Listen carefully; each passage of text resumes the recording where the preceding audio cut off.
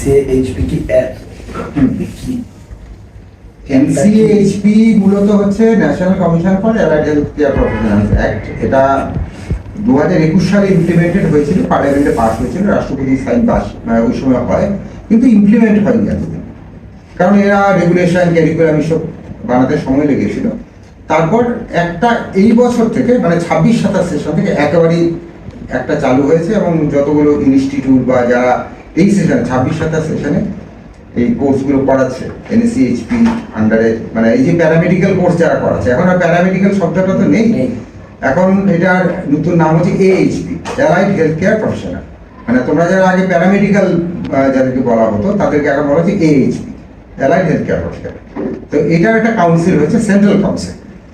এবার সেন্ট্রাল কাউন্সিলের যেটা সুবিধা হয়েছে যে সেন্ট্রাল কাউন্সিলের যে মানে সিলেবাস, আগে কি হতো যে বিভিন্ন ইউনিভার্সিটি কি করতো, বা বিভিন্ন ইনস্টিটিউট বা অনেক কাউন্সিল অনেক কিছু ছিল এতদিন পর্যন্ত, তারা কি করতো, তারা তাদের মতো করে ওদের মতো ইউনিফর্ম সিলেবাস ছিল। এবার এই কাউন্সিল হয়েছে মানে সিলেবাসটা একটা ইউনিফর্মিটি এসেছে, ওরা যে সিলেবাসটা বানিয়ে দিয়েছে সেটা ডিপ্লোমা, ডিগ্রি বা পোস্ট গ্রাজুয়েটের ক্ষেত্রে ওই সিলেবাস সারা ভারতবর্ষে সমস্ত ইনস্টিটিউট ইউনিভার্সিটিতে একই সিলেবাস মানে একই কার্যক্রম ফলো করা হবে, যার ফলে যে রিক্রুটার সেও বুঝে গেল যে কি এক্স্যাক্টলি ওদের মানে নিড আর, মানে ওরাও বুঝে গেল যে বেসিক্যালি এক্স্যাক্টলি ক্যারিকুলামটা কি। তো এই ক্যারিকুলামটা থাকাতে রিক্রুটারদের যেমন নিতে সুবিধা হবে, সেক্ষেত্রে তোমাদেরও চাকরি পেতে সুবিধা হবে। এটার মধ্যে কিছু কোর্স রয়েছে ডিপ্লোমা থেকে শুরু, হ্যাঁ ডিপ্লোমার মধ্যে যেমন রয়েছে ডিএমএলটি, আবার ডিপ্লোমাটি এটা যে ডিগ্রি তার নাম আর ডিএমএলটি নেই, তার মধ্যে মানে bachelor in medical laboratory science হয়ে গেছে। ডিপ্লোমাটা ডিএমএলটি রয়ে গেছে, ডিপ্লোমা মেডিকেল ল্যাবরেটরি টেকনোলজি, কিন্তু ডিগ্রির ক্ষেত্রে এটা হয়ে গেছে bachelor in medical laboratory science. যেমন আগে ওটি টেকনিশিয়ান ছিল, এটার নাম ডিপ্লোমাতে রয়েছে anaesthesia and operation theatre technology diploma. ডিগ্রির ক্ষেত্রেও একই আছে, এটা একই আছে, মানে ব্যাচেলার অফ অ্যানেস্থেসিয়া ওটি টেকনোলজি। নাম চেঞ্জ হয়েছে, কিছু নাম চেঞ্জ হয়নি, ডিপ্লোমা ডিগ্রি একই নাম রয়ে গেছে। কিন্তু ডিগ্রিগুলো বিশেষ করে যে ফিজিওথেরাপি, ডিপ্লোমায় যে ফিজিওথেরাপি, এটা এখনো কাউন্সিলের বিবেচনায় আছে যে এটা কিভাবে ইমপ্লিমেন্টেড হবে, কিন্তু ডিগ্রিটা অলরেডি হয়ে গেছে ব্যাচেলার ইন ফিজিওথেরাপি, এবং এটা কিন্তু ইউজি নিটের আন্ডারই হবে। অন্যান্য যেসব পরীক্ষাগুলো আছে ডিগ্রিগুলো এবং ফিজিওথেরাপি 5 বছরের কোর্স হয়ে গেছে, 5 ইয়ার্স মানে ডিগ্রি কোর্স হয়ে গেছে। আর অন্যান্যগুলো এখনো ইউজি নিটের আন্ডারে আসবে কিনা ডিগ্রিগুলো ইউজুয়ালি আমার যেটা মনে হয় যে এই বছরে সব আসেনি, তো আগামী বছর থেকে এগুলো ইউজি নিটের আন্ডারেই আসবে। ডিগ্রি ক্ষেত্রে হচ্ছে মিনিমাম হচ্ছে 4 বছর, 3 থেকে 4 বছর, এবং সেক্ষেত্রে আওয়ার্সটাও মোটামুটি ডাবল, ঠিক আছে, এবং 6 মাস ইন্টার্নশিপ ম্যান্ডেটরি দুটোর ক্ষেত্রে, সমস্ত কোর্সের ক্ষেত্রেই তাই। যে কোর্সগুলো করছে এদের ভবিষ্যৎ বলতে দেখো, এখানে যেহেতু পুরোটাই চাকরি মুখে এবং অ্যালাইড হেলথ কেয়ার প্রফেশনালের ডিমান্ড প্রচুর, মানে এখানে বলতে গেলে প্রতিদিনই একটা করে ওয়েস্ট বেঙ্গল করে সারা ভারতবর্ষ জুড়েই কি হচ্ছে হেলথ কেয়ার ইন্ডাস্ট্রিতে প্রচুর ইনভেস্টমেন্ট আছে, এবং এখানে ইভেন রিলায়েন্স, টাটা, ইভেন মানে আম্বানিরাও এখানে, আদানি গ্রুপ এখানে সব ইনভেস্টমেন্ট করছে, তোমরা জানো পেপার থেকে। ফলে দেখো যেখানে এত ইনভেস্টমেন্ট সেখানে হেলথ কেয়ার প্রফেশনাল কোয়ালিফাইড বা স্কিল প্রফেশনাল অভাব সাংঘাতিক, ফলে টেকনোলজি আছে। ডিগ্রির ক্ষেত্রে ল্যাটেরাইট যে এন্ট্রিটা আছে সেটা কি লাগবে নাকি নিটও? ডিগ্রির ক্ষেত্রে তো মানে দেখো ডিপ্লোমার ক্ষেত্রে ল্যাটারাল এন্ট্রি যেটা রয়েছে, যদি তুমি ডিগ্রি করতে চাও তাহলে ডিপ্লোমা করে অ্যাজ পার বর্তমান অবধি যা এনএসএইচপি যা রুল রেগুলেশন আছে তাতে করে কোনো মানে ল্যাটারাল এন্ট্রির ক্ষেত্রে নিট মানে লাগছে না। ডাইরেক্ট ডিপ্লোমা থাকলে তোমরা 2 বছর প্লাস 6 মাসের এই পুরো কোর্সটা থাকলে তোমরা সেকেন্ড ইয়ারে 1st সেমিস্টারে ভর্তি হতে পারো, তার জন্য কোনো নিট এক্সাম দিতে হবে না। তো ন্যাচারালি যেরকম অন্যান্য কিছুতে প্র্যাকটিস করতে গেলে কাউন্সিল রেজিস্ট্রেশন ইজ ম্যান্ডেটরি। অন্যান্য তুমি যদি উকিল হতে চাও তাহলে তোমাকে বার কাউন্সিল রেজিস্ট্রেশন নিতে হবে, তুমি যদি ডাক্তার হতে চাও তোমাকে মেডিকেল কাউন্সিল রেজিস্ট্রেশন নিতে হবে। সেরকমভাবে তোমার প্যারামেডিক্যাল প্রফেশন থাকতে গেলে, মানে এখন অ্যালাইড হেলথ কেয়ার প্রফেশনাল তুমি হতে গেলে তোমাকে অবশ্যই এই যে আমাদের NSCHP আছে তার থেকে তোকে রেজিস্ট্রেশন নিতে হবে। ওরা রেজিস্ট্রেশন অবশ্যই এই সকাল থেকে চালু হলো, ওরা অবশ্যই সবাইকে রেজিস্ট্রেশন দেবে। এই যে ওরা রেজিস্ট্রেশনটা দেবে সেটা কিন্তু ন্যাশনাল এবং ইন্টারন্যাশনাল স্তরে পুরোটাই সব জায়গায় কিন্তু এটা চলবে। মানে যেটা নিয়ে একটা প্রশ্ন আছে, দেখো আগে যেটা ছিল বিভিন্ন ইউনিভার্সিটির ক্যারিকুলাম ভিন্ন ছিল, এখন ইউনিফর্ম ক্যারিকুলাম হয়েছে, ডিউরেশন ভিন্ন ছিল, ডিউরেশন এক হয়ে গেছে। ক্যারিকুলামে যেটা 2000 ঘন্টা ট্রেনিং বা 2 বছরের কোর্স মিনিমাম ছিল, 6 মাস ইন্টার্নশিপ, এগুলো বিভিন্ন জায়গায় বিভিন্নভাবে হতো। কিন্তু এখন কিন্তু আর অ্যাজ পার NCHP পোর্টাল করে যা বুঝতে পেরেছি, তাতে করে কিন্তু রেগুলেশনটা কিন্তু নির্দিষ্ট, অর্থাৎ সারা ভারতবর্ষে একই ক্যারিকুলামে ইউনিফর্ম ক্যারিকুলামে সব জায়গায় পড়ানো হবে। সেই ক্ষেত্রে যেরকম ছাত্রদের সেই ক্ষেত্রে সুবিধা হলো, যারা রিক্রুটার তাদের ক্ষেত্রে কিন্তু একই সুবিধা ওরা। 20 সালে আপনি বলছেন এটা লাগু হয়েছে, আমরা রেজিস্ট্রেশন পাবো? হ্যাঁ, তোমাদের জন্য এখনো কিছু জানাইনি, যেহেতু এখন পুরোপুরিভাবে জিনিসটা চালু হয়নি। তো যারা আগে পাশ করে গেছে সেটা সব জায়গা থেকেই পাশ করেছে, ইউনিভার্সিটি থেকেও পাশ করেছে, স্টেট ফ্যাকাল্টি থেকেও পাশ করেছে, সারা ভারতবর্ষে এরকম লাখ লাখ ছাত্র আছে। মানে আমরা এই কোর্সটা করার পর আমাদের একটা পরীক্ষা দিতে হবে, তবে আমরা রেজিস্ট্রেশন দেখো পাবো? তোমাদের নাম অলরেডি কিন্তু কাউন্সিল চালু রেখেছে, কাউন্সিলে যে মানে NSCHP পোর্টাল, সেখানে কিন্তু স্টুডেন্টস রেজিস্ট্রেশনের জায়গাটা আছে এবং ওরা কিন্তু নিচ্ছে রেজিস্ট্রেশন। তোমাদের নিশ্চয়ই দেখিয়েছে স্টুডেন্টরা কিন্তু রেজিস্ট্রেশন করতে পারছে, সে যে সার্টিফিকেটই হোল্ডার হোক সে কিন্তু রেজিস্ট্রেশনটা করতে পারছে, বা আধার কার্ড লিঙ্ক করে এখানে ব্যবস্থাটা আছে। এবার রেজিস্ট্রেশন করতে পারছে, কিন্তু এখন রেজিস্ট্রেশন করতে পারার ওরা একটা সার্টিফিকেটও দিচ্ছে, এনরোলমেন্ট নাম্বার দিচ্ছে, কিন্তু ওরা পার্টিকুলার রেজিস্ট্রেশনটা দিচ্ছে না। এবার থেকেই নিয়েছে ইরেসপেক্টিভ অফ কাউন্সিল, ইউনিভার্সিটি বা ইনস্টিটিউট যারা করেছে। এবার যেগুলো ওদের ঠিক লাগবে সেগুলো ওরা দেবে, এবার যেগুলো ওদের ফেক লাগবে সেগুলো ওদের নাও দিবে। কতটা চান্স আছে আমরা পাবো কি? না না, তোমরা যেখান থেকে পড়ছো, হ্যাঁ। তো এইটা তো মানে আমাদের বাবা ফরিদ ইউনিভার্সিটির সঙ্গে IMA প্যাক্ট হয়ে গেছে। আগে কি হচ্ছিল দেখো, IMA থেকে যে কোর্সগুলো হচ্ছিল সেই কোর্সগুলো নিয়ে আলটিমেটলি পশ্চিমবঙ্গ সরকার থেকেও মানে একটা দুটো রিজেকশন হয়েছিল, এবং আর বাকিরা কিন্তু এখানে সরকারি জায়গায় চাকরি পেয়েছে, কোনো অসুবিধা হচ্ছে না।